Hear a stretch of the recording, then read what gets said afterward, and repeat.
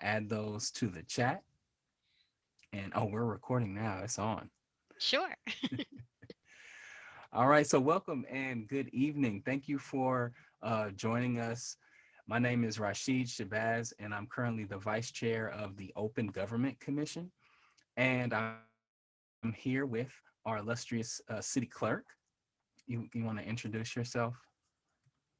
I think most everybody knows me. I'm Laura, the city clerk, and it's a pleasure to be here tonight. Awesome. Thank you for helping set this up. And so I'm going to share my screen with you all. And what the intention of today is to talk about the California Public Records Act.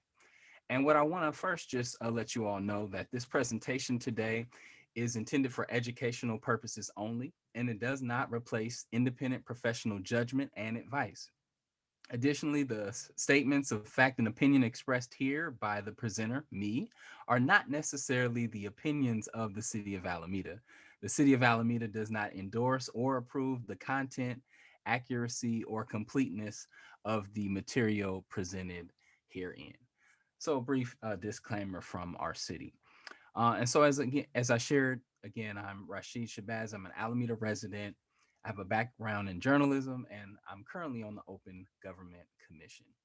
So for our presentation today, I'll talk about the California Public Records Act requests, the type of records you can request, and then we'll have an opportunity for you all to ask questions, as well as actually create a Public Records Act request. And so with that, I want to first tell you all a little bit about the Open Government Commission. So the Open Government Commission, its role is to advise the City Council on appropriate ways in which to implement the Sunshine Ordinance. The Commission develops goals to ensure the practical and timely implementation of the ordinance and also proposes amendments to the ordinance. And the Commission is also responsible for hearing any Sunshine Ordinance complaints. So, with that, you might wonder, well, what is the Sunshine Ordinance? And so, the Sunshine Ordinance was developed from 2009 and in 2011 12. And the goal is to essentially codify um, different things related to open government. And so, this is directly from the Sunshine Ordinance, which is in the city, the municipal code. And it says it's the goal of this ordinance codified in this article to ensure that the citizens of Alameda have timely access to information, opportunities to address various legislative bodies prior to decisions being made, and easy and timely access to all public records. So, again, you can see in here this focus on access to information, opportunities to address legislative bodies prior to decisions, and again, access to timely access to records. And so today, that's what we'll largely be focusing on: access to public records. So moving on, the Sunshine Ordinance was developed to clarify and supplement, among other things, the California Public Records Act and expanding its application and effectiveness to local governments. It is an effort to expand our citizens' knowledge, participation, and trust. And so, as a part of my role as a commissioner, I wanted to do a part of expanding knowledge and participation and hopefully even trust. The Sunshine Ordinance also has the following statement. It says, an informed public is essential to democracy. It is the goal of the ordinance codified in this article to ensure that the citizens of Alameda, again, timely access to information, opportunities to address bodies, and easy and timely access to public records. So today is Sunshine Week, and Sunshine Week is about good governance and government. And so this was an effort that was created by different journalists, actually, to encourage more participation and again access to open government. And so that's a little bit about why we're doing it this week. And so you can see things, events all throughout the this country which are focusing on sunshine or again shining light on the operations of governance. And so I'll add a link in the chat later talking about Sunshine Week. So the objectives of this presentation this evening are first, participants will understand the origins and the purpose of the California Public Records Act. You'll be able to identify some of the type of records that are covered by the California Public Records Act. And then finally, if you wish, you can create a California Public Records Act request using a letter generator. So I'm going to first start off with discussing the purpose of the California Public Records Act. So according to the League of California Cities, the California Public Records Act, or the PRA, was created in 1968 to safeguard the accountability of government to the public, promote maximum disclosure of the conduct of governmental operations, and explicitly acknowledge the principle that secrecy is antithetical to a democratic system of government by the people, government of the people, by the people, and for the people. And in the actual legislative code or the government code for the California Public Records Act, it says enacting this chapter, the legislature, mindful of the right of individuals to privacy, finds and declares that access to information concerning the conduct of the people's business is a fundamental and necessary right of every person in this state. So again, there's something here about privacy, but also saying access to information um, is a fundamental right, fundamental and necessary. And so I think what's captured in this phrase, oh, this is that part where you get to more of my own opinion. There's something in here about the balance between different things that may be seen as competing, right? So you have transparency, which may be seen as in opposition to privacy. But then also there's something related to government efficiency and effectiveness. And so the California Public Records Act is often trying to balance these different things related to transparency, again, privacy rights, and also the ability of government to still be effective as well as efficient. So this California Public Records Act also states that except as otherwise prohibited by law, a state or local agency may adopt requirements for itself that allow for faster, more efficient, or greater access to records than prescribed by the minimum standards set forth in this chapter. And so, another way of thinking about it is an analogy of the Public Records Act being the floor and not the ceiling, or saying this is the minimum that is being done, but local agencies can adopt additional requirements. So, what are public records? According to the Public Records Act, public records are any writing containing information relating to the conduct of the public's business, prepared, owned, used, or retained by any state or local agency, regardless of the physical form or characteristics. And so, in this, it refers to writing. But as time has evolved, so has this law. And so writing means any handwriting, typewriting, printing, photo stating, photographing, photocopying, transmitting by electronic mail or fax, and every other means of recording upon any tangible thing, any form of communication or representation, including letters, words, pictures, sounds, or symbols, or combinations thereof, and any recording thereby created, regardless of the manner in which the record has been stored. So again, you can read from this.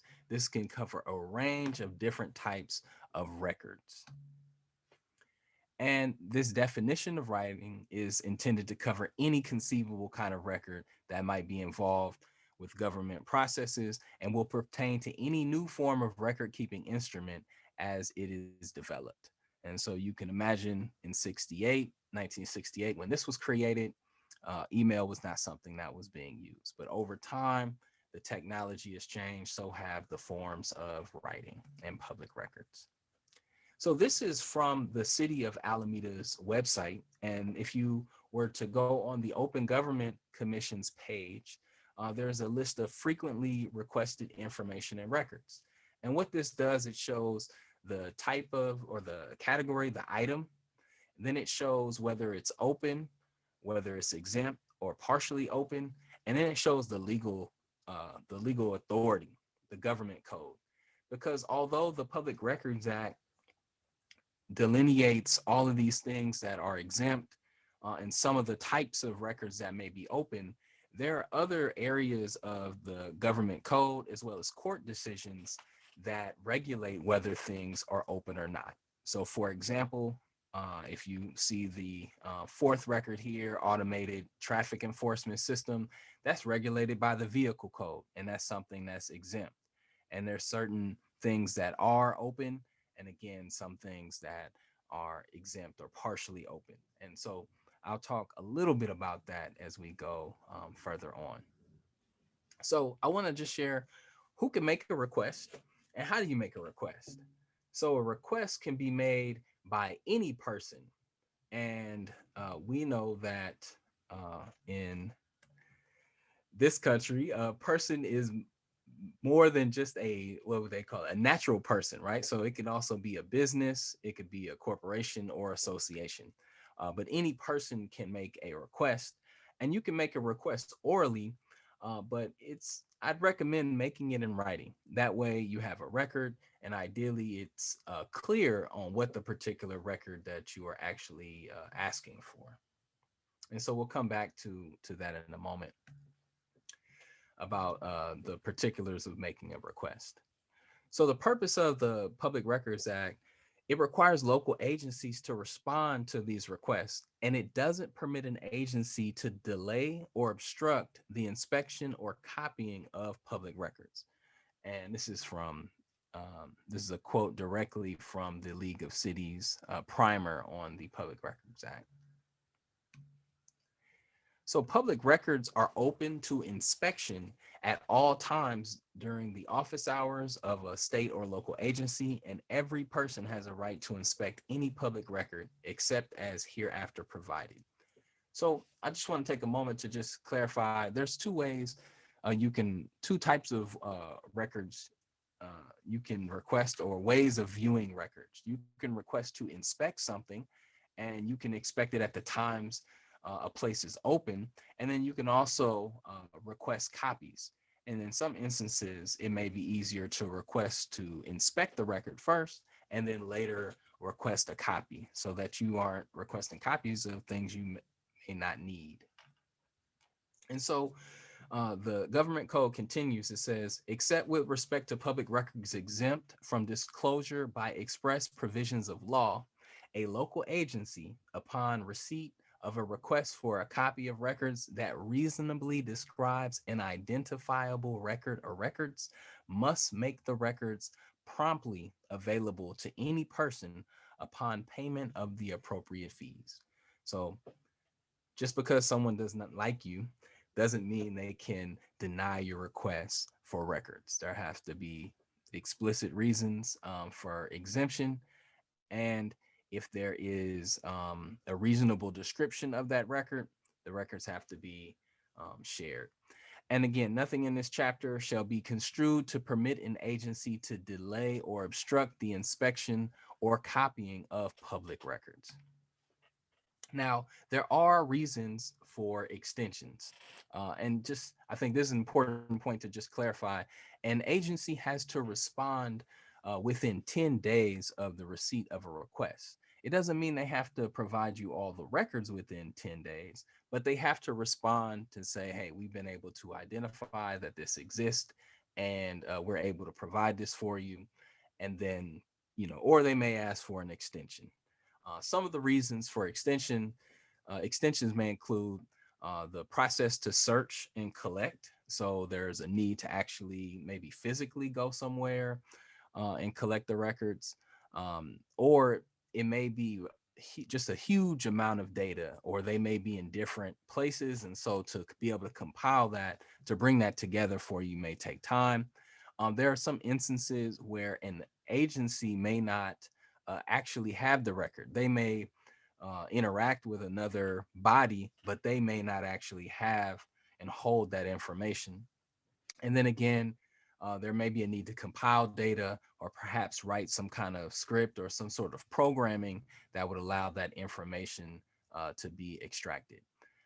A few times I've referred to local agencies. So, the law says state and local agencies. And so these are just local public bodies. So that could be East Bay Regional Parks as a local, well, regional body, but a special district, the city of Alameda as a local government entity, or the school district as a local government entity. And so all of these that are underneath the auspices of the state. All right, the city is chartered as part of the state, or school districts are also these districts that are governed ultimately by the state. These are all subject to the California Records Act. If it is a federal agency, for instance, the Navy or the Coast Guard or Homeland Security, right? These are all federal entities that have some operations within the city of Alameda. You'd actually have to file a different type of request, which is called a Freedom of Information Act, or a FOIA, which is federal. So again, this presentation is focused on the California Public Records Act request. And again, these are some reasons why you may request a record, and come 10 days, they say, hey, we need 14 more days. So agencies have a duty to assist the requester to make a focused and effective request. And what that might look like is assisting the requester in identifying records that are responsive to the request or the purpose of the request if it's stated. And I want to give a quick example of that. A few years ago, I wrote a story about some predatory towing that was taking place throughout Alameda, but specifically in the apartments formerly known as the Buena Vistas or Summer House. And in this story for the East Bay Express, I was able to get data from the Alameda Police Department, which identified calls for service specifically related to towing. And so I wasn't exactly sure like what the data was called. I talked to a tow truck driver. He told me every time they tow a private car, they have to call the local police. And so in having conversations with records staff at the city of Alameda, they said, okay, well, we can get the call for service log and specifically highlight private tows. And so they were able to assist me in identifying the specific records for my purpose, which was to try to find out who was towing cars privately within the city of Alameda within a certain time frame. Another way that agencies assist requesters is describing the information technology and the physical location in which a record or records exist. So there's been a few times that I've requested some historical information from Laura, and she'll say, well, I got to go to the attic, or I may be able to find it another way. Right. And so, or in another instance, it may be something that's in an Excel file or whatever. And so, providing that assistance is something that is required of agencies.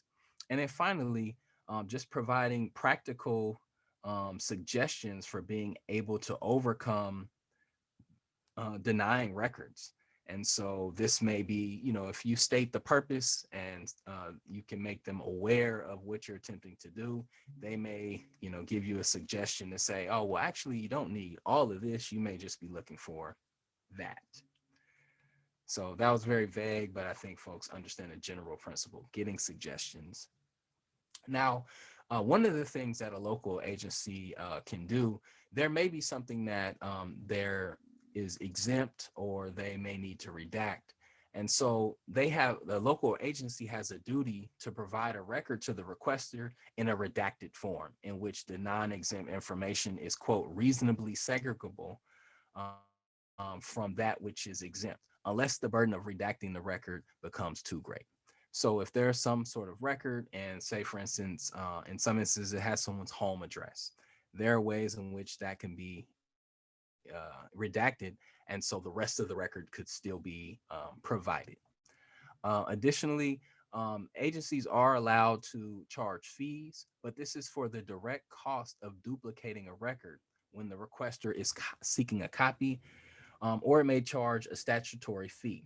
A local agency may require payment in advance before providing the requested copies. However, no payment can be required merely to look at a record where copies are not sought. So, say for instance, there was a record that I wanted to look at, and it was at City Hall, and there was some concern that someone would take the record and it'd be over here in my archive or something, and so they needed to hire a security guard. They couldn't do that and then charge me, because that is now charging to have this security guard there if that's not something in the normal course of what they do. It's a direct cost for duplicating a record. Now, there are a number of exemptions to the Public Records Act, in which certain records do not have to be disclosed. And so this is just a brief listing of some of those. It may be architectural or office building plans. Sometimes some of these have copywritten or intellectual property, uh, attorney-client communications, or the attorney work product. So if there's some sort of relationship in which, again, there's an attorney-client relationship, that information may be exempt.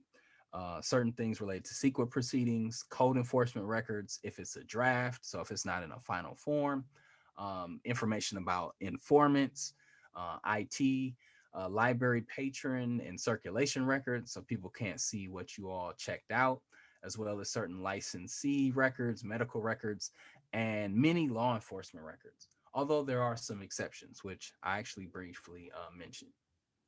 So the general exemptions related to law enforcement may be complaints or investigations conducted by the police or police, records of intelligence information or security procedures of a local or state police agency, investigatory or security files compiled by another agency, customer lists provided to a local police agency by an alarm or security company, and any investigatory or security files compiled by a state agency for correctional, law enforcement, or licensing purposes.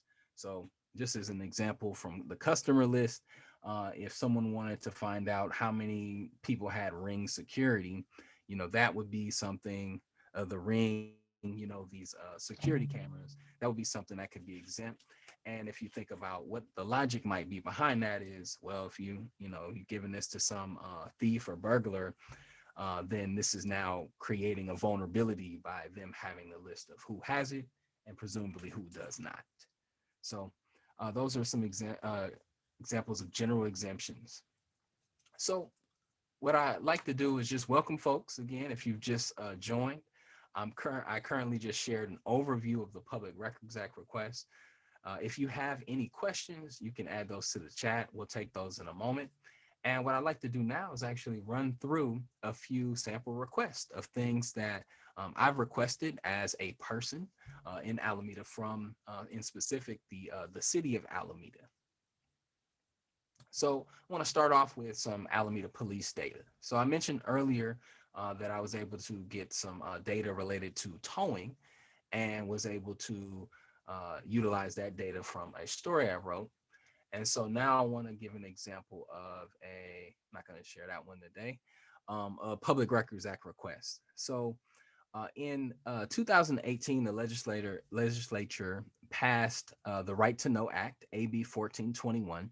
And I'll talk about the four provisions, but this is the letter that I sent to the city requesting certain disclosable records related to this new legislation. And so I literally just used the form, which I'll share with you all later.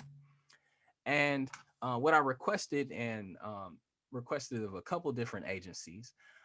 This is what I wrote. I am seeking a copy of all disclosable records related to the report, investigation, findings, and administrative discipline of all sworn officers employed by, and in this case, it was the Alameda Police Department. And these records related to the following. Now, before I share these, I want to just say that this legislation, the Right to Know Act that was passed in 2018, this was increasing the amount of transparency related to certain records. So these were things that police agencies did not, or law enforcement agencies did not have to disclose prior to January 2019. So my request included incidents involving the discharge of a firearm at a person, an incident in which the use of force resulted in death or great bodily injury, any sustained finding involving sexual assault, and any sustained finding involving dishonesty related to the reporting, investigation, prosecution of a crime, including perjury, false statements, false reports, tampering evidence, et cetera, et cetera. So prior to 2019, this information that may happen with, an individual at an agency was stuff that wasn't disclosed. And this stuff is now starting to come to light. And, that's a whole other story. So I want to share just a brief outline of sort of what happened with this complaint or with this request, because it later evolved into some other things that I'll also share. So I made the request in January 2018. I actually didn't get a response, and so I later on filed a complaint with the Open Government Commission. After filing the complaint, I then got a response to say that there were no responsive records. Later on that year, the complaint was sustained by the Open Government Commission. And actually, later on in the year, I did get a response because in December of 2018, Shelby Gattenby, who was the person who was tased to death. And so that record, after the investigation by the district attorneys for Alameda County, that information was then revealed. But at the time, it was, I guess, deemed under investigation, or in reality, it was said that there was nothing responsive, which that wasn't really the case. So in this process of being concerned about getting these records, I ended up filing this complaint. And during the process, it was stated by someone that the city had received hundreds of Public Records Act requests per year, hundreds per year. And so I said, okay, well, I want to see how many are there and what are people requesting. So I did a PRA of the PRAs. And so what you can see here, this is one of the responsive documents. And this is one I later received from the city attorney's office. And it shows, they compiled who requested it, what was the nature of the request, when was it received, and when was it produced. And I have actually redacted some information here because it has people's, some personal information. But one of the things that's interesting with seeing what people make Records Act requests for, you can see, who are some of the active folks in our community. You can see sometimes journalists, and oftentimes in Alameda, it's mainly bloggers. So I took that data and then I visualized it. And so what I did was looking at where did these requests go. And so from 2014 to 2018, the large majority go to the city clerk's office. And in this graph, I did not include the city attorney's office because I just got that information last month. So there are ways in which you can take information, different types of data, and then you can do different things with it. Again, what I was able to find here was that most of the requests come to the city clerk's office, and also the majority of the requests come from local bloggers. And so another important point I'll come to later. So these are the most frequent Public Records Act requesters in Alameda from 2014 to 2018. And as you can see here, if you're familiar with any of these individuals, these are the top three are local bloggers, or at least in one instance, someone was, and not sure now, as well as other residents concerned with, different issues related to housing and public employment, etc. So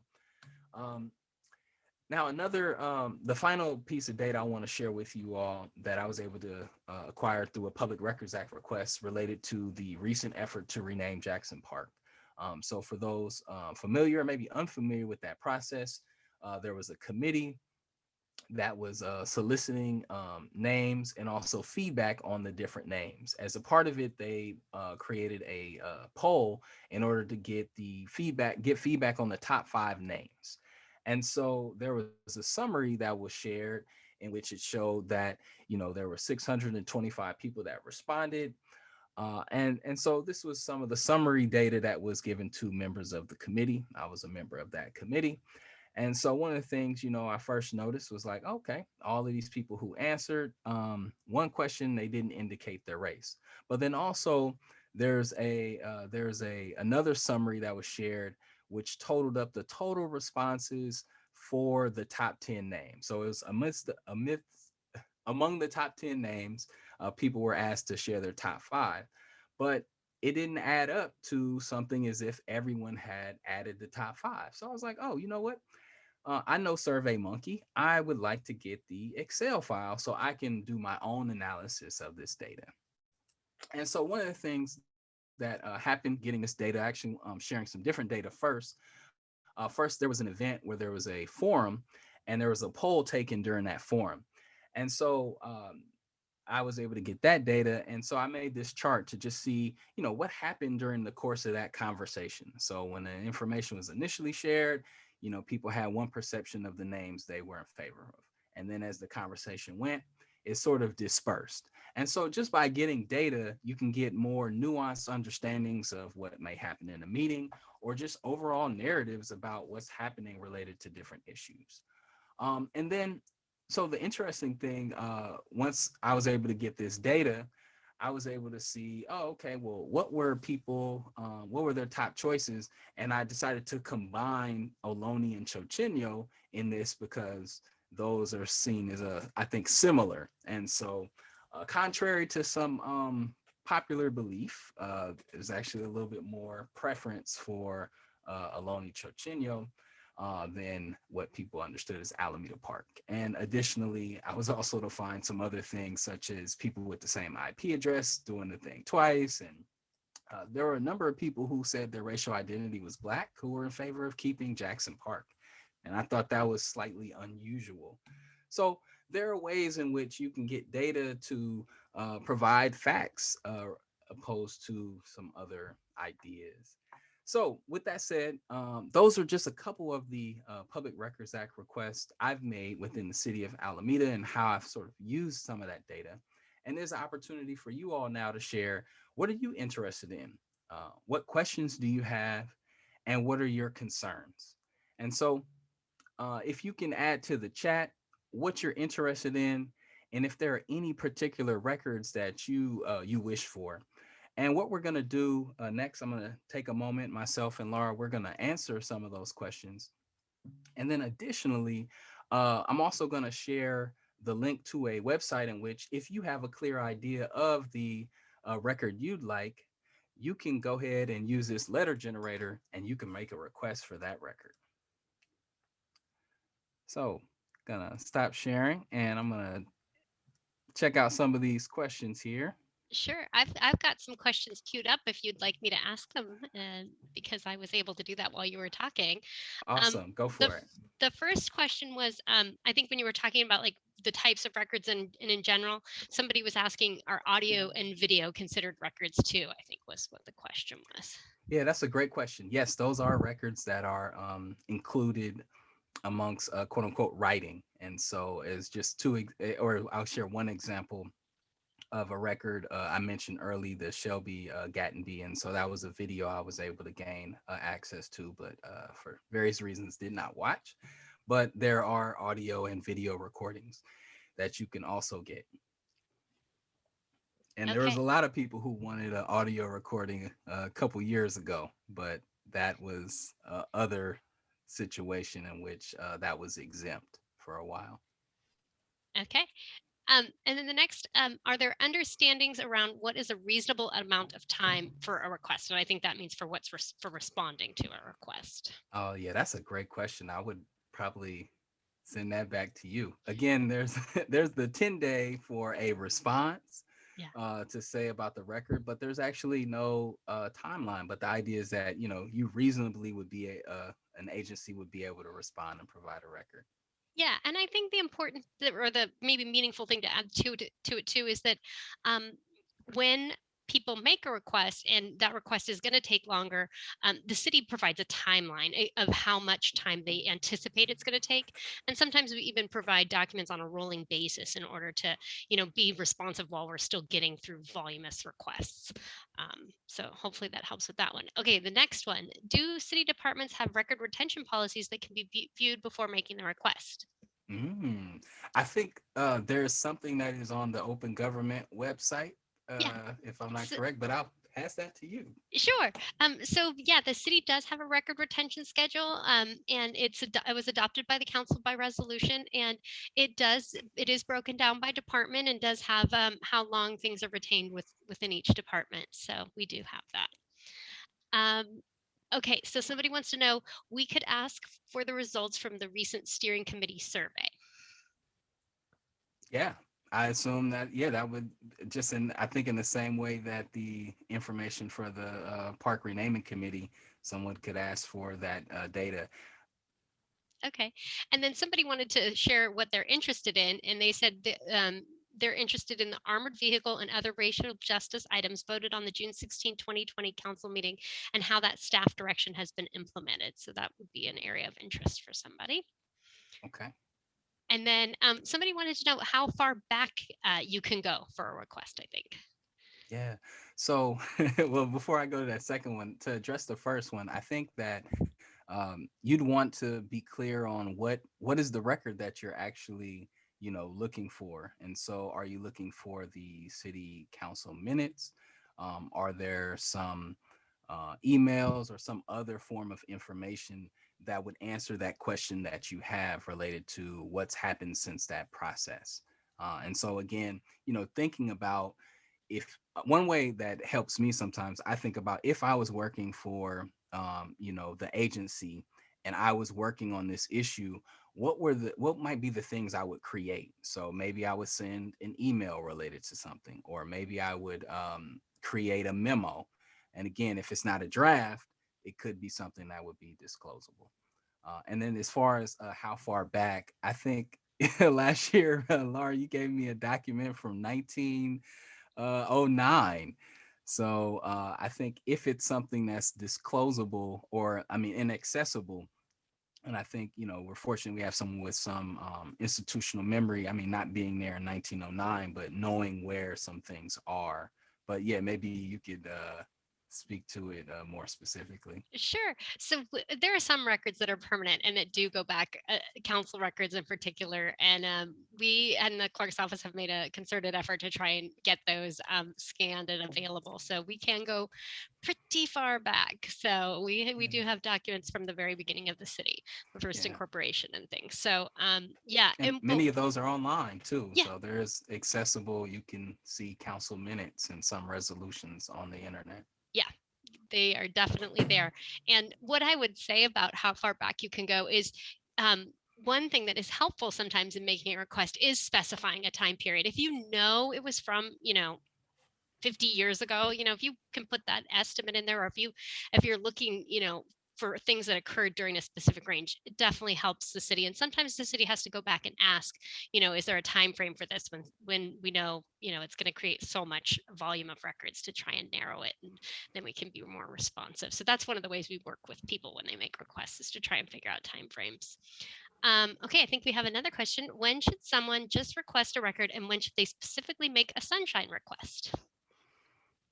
So I think how I understand that question. So again, the Sunshine Ordinance is related to the implementation of some of these things related to, for example, the California Public Records Act request.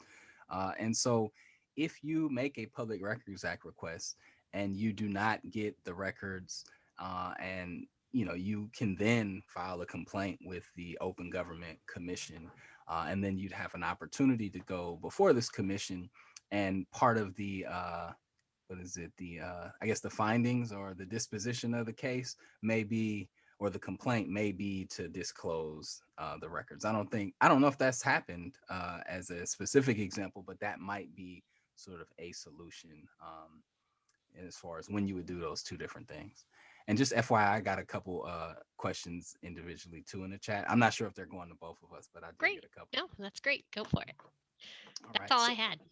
oh, perfect timing. So, I got a one question was about the cost of copies and what are the fees. And so again, it's the direct cost of duplication. So, I guess as an example, I'll give. I was doing some research a few years ago related to the Alameda Housing Authority, and I was specifically interested in what was happening during and shortly after World War II.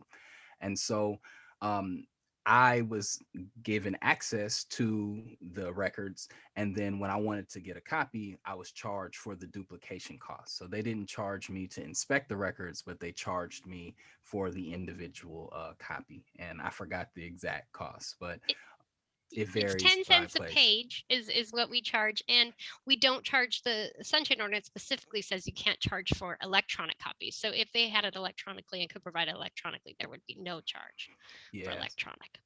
And one of the things I usually do when I make requests, I ask for it virtually so I don't have to pay money and impact any more trees.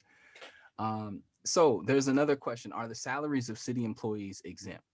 As far as I know, no. And in fact, I've made the request a couple times for, and this is an example of how a city staff member helped me understand something. So I made a request. I said, hey, I want to find out, how much city employees make by department or something. I forgot how I initially wrote it. And then they let me know not only, they had this information, but every 2 years they have to file something with the Equal Opportunity or Equal Employment Opportunity Commission, or I forgot the specific EEO. And so every 2 years. So now I know, oh, okay, in an odd number year, I could request this data to be able to understand, the salaries of employees. And additionally, you may be interested to know that there's a website called Transparent California, which also lists public employees, and you can search by agency. And it takes a little bit of work to do the filtering if you want to search by department or by specific job title.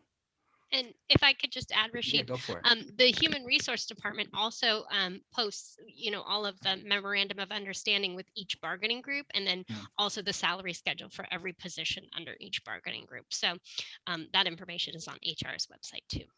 Awesome. Thank you, Laura. There's another question about court records. And do they warn you about the cost before providing documents? Can you accidentally make a request that ends up costing you hundreds of dollars? So I'll separate those two questions. So first, there is a separate, I guess, legislation that covers courts, and I think it's called the Judicial Public Records Act or something of that nature. But court records are slightly separate as far as like where they're maintained. However, if there's something where some court record was sent that wasn't, I guess, covered by attorney-client privilege, that might be something that would end up being disclosable. So I don't know if this would be considered a court record, but like settlements that happen that are legal settlements. So, and then as far as whatever the costs are in advance, yeah, if I requested a document and someone said, hey, you know what, we just made a copy of this, and just give us $1,000 and we'll give it to you. I'm like, nah, you're tripping. That's the colloquial expression. Or I say, no, I didn't agree to pay you $1,000 for that, so you can just keep that. I think them sharing how I might approach this. So again, they have to let you know it's going to be a cost, and it's not something you can just be billed. Generally, what I do, and I'll show you all shortly, this letter generator, but I will say in advance, I will agree to pay this amount. And so if it's more than that amount, then they would need to notify me of that. And then lastly, if you get any audio or video recordings, are there limitations about what you can use or how you can use them or punish them? Or excuse me, not punish them, publish them. Yeah, I think that little, I'll call that a slip. I think I want to address that first. So I think there's something to be said about, how you're going to use information. And I'll find something in a moment from the League of Cities, which talks about this, but I'll give y'all an example. A few years ago, I requested mug shots from the Alameda County Sheriff's Office, and they would not provide it to me electronically because they said they had an issue in the past with somebody publishing them online. Like, okay, like I don't like some places they publish those online, and in other places they don't do that. But regardless of however I was going to use this, if this was something disclosable, it wasn't going to, certain ways impact people. Like you're supposed to disclose that, and their thing, they were trying to get me to come all the way to their office to do that. And so, if there are records that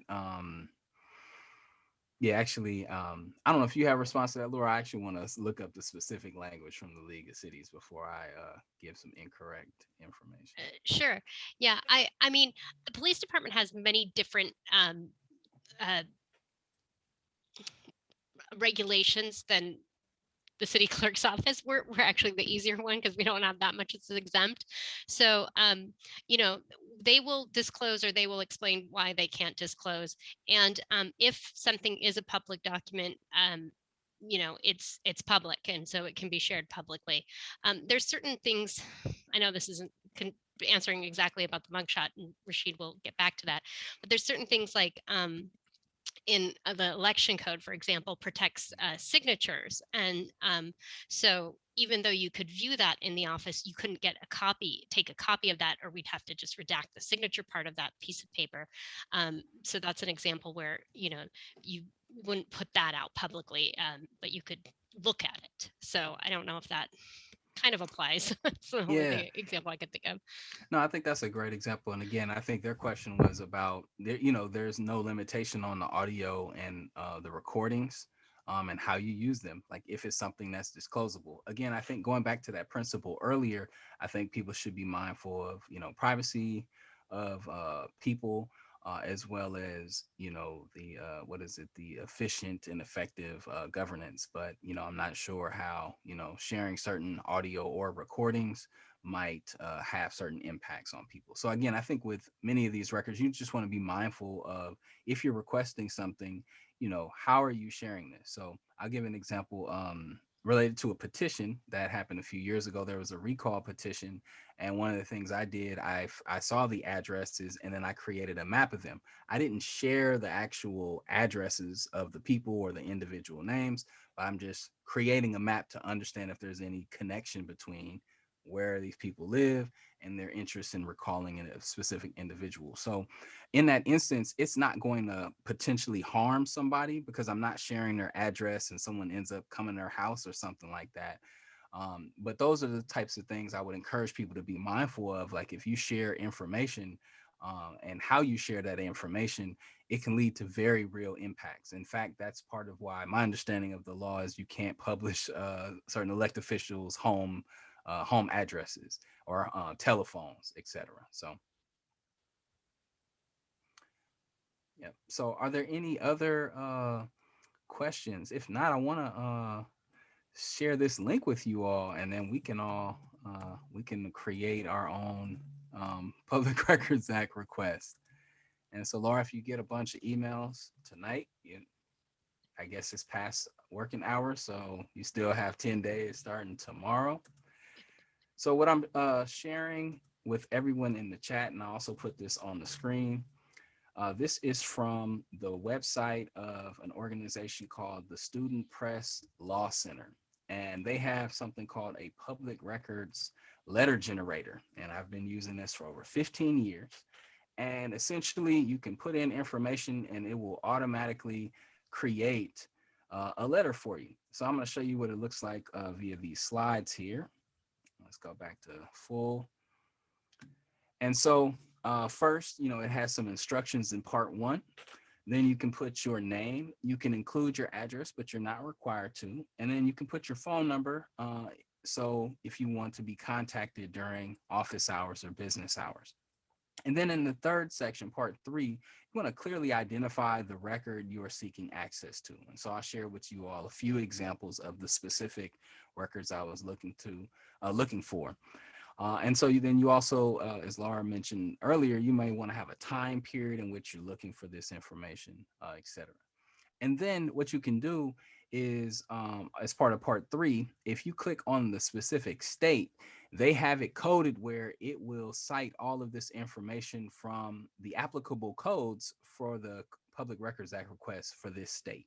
And then you can also include the name, the salutation, their office.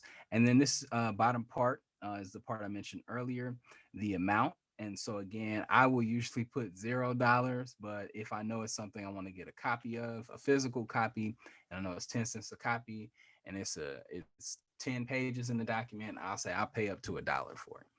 And so that is an example of a request.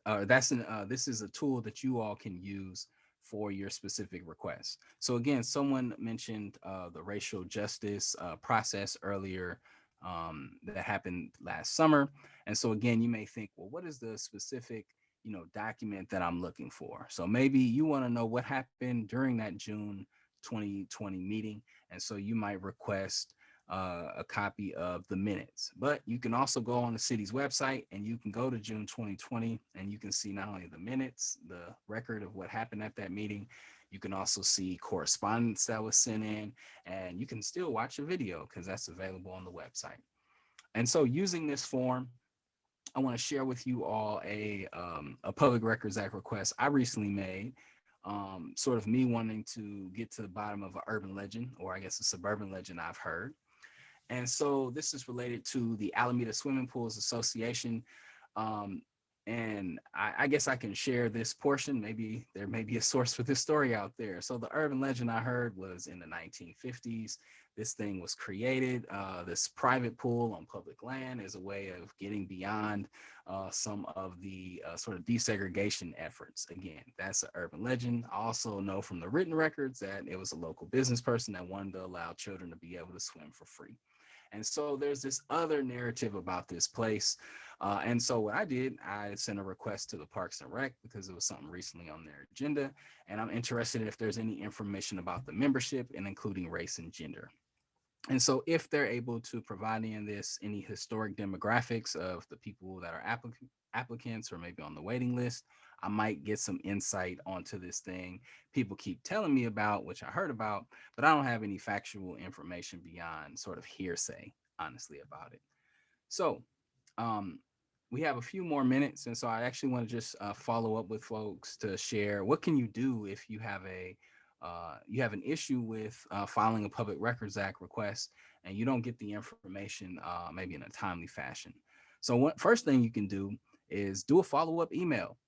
Sometimes people who are working and now working from home are busy, and it's a lot of things they may be managing. And so there may be a reason why this person didn't follow up. Giving an example from another agency, I was emailing somebody, sent a follow up, sent a third follow up, and found out they were no longer working there and they didn't set up any vacation or a forwarding email. And so I'm sending this to this person that's no longer there.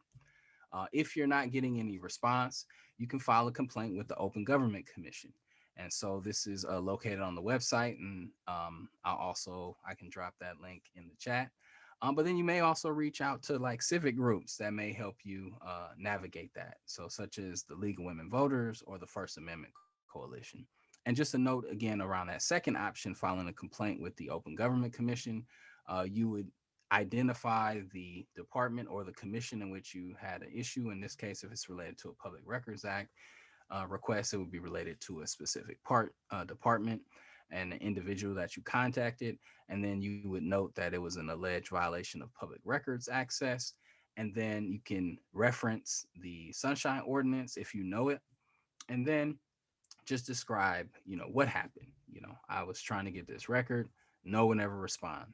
Now it has to occur. You have to file this no more than 15 days after an alleged violation of the Sunshine Ordinance, and then you'd have an opportunity at some point. I mean, I think the city will try to resolve it informally first, and then it will go to the Open Government Commission, who would hear the alleged violation and make some sort of decision based on that. And so, again, the Open Government Commission meets every first Monday as needed at 7 p.m. And I'll just sort of end before going to see if there's any other questions. Um, why is the California Public Records Act request California Public Records Act important? So first, there's just been a decline of local journalism. And so In absence of having robust local reporting, people don't have as much information for those who utilize newspapers or even news websites to be able to get local information, to be able to be informed, to make decisions, to be engaged. And with that, we're also in this age of disinformation. So, in absence of strong, robust journalism, there's a lot of disinformation that gets spread. And it's very easy to do that now with social media. And so, additionally, there's also been an impact on the access of public records related to the pandemic. So, some people were waiting at home, and then there's some agencies that have just kind of blanket said, we're not going to provide anything because it's a pandemic. So we're not doing that right now. That's not a priority. And fortunately, as I understand it, or at least as I've experienced, Alameda largely has not done that. At least, definitely not with the city clerk's office. And so these are some of the reasons why this is important. And so, we encourage you to, get involved and, peruse the renewed City of Alameda website. And if there's something that's important, you can make Public Records Act requests. There's a few other, again, resources I'll put in at the end. The City of Alameda's website, of course, but also groups like the First Amendment Coalition and the California League of Cities is also, I think, a great resource to just understand some of the ways in which government works. And so I'm grateful for the support of the Open Government Commission. Laura, thank you so much for being here, being present, and the encouragement, as well as the deputy, or excuse me, the chief assistant city attorney, Elizabeth McKenzie, who's the staff for the Open Government Commission. And then that blank spot right there, that's for all of you who are here and going to do your Public Records Act request. Thank you. Thank you all for being here and being present.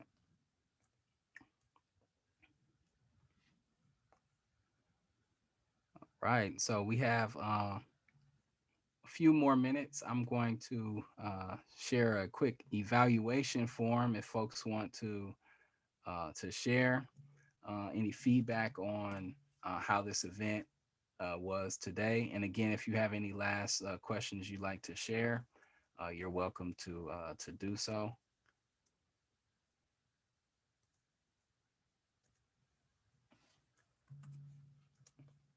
And so again, all of the information that was shared today was not the um, opinion perspectives of the city of Alameda, largely from Rasheed, trying to make this information useful from you all. So again, if you would like to fill out that evaluation form, you can share with us information if this was helpful, whether you learned and met our objectives for this workshop. And then also if you have any suggestions for other workshops that may be of interest. And so thank you for letting me know that I need to share the permission for that link. I'm gonna do that one more time.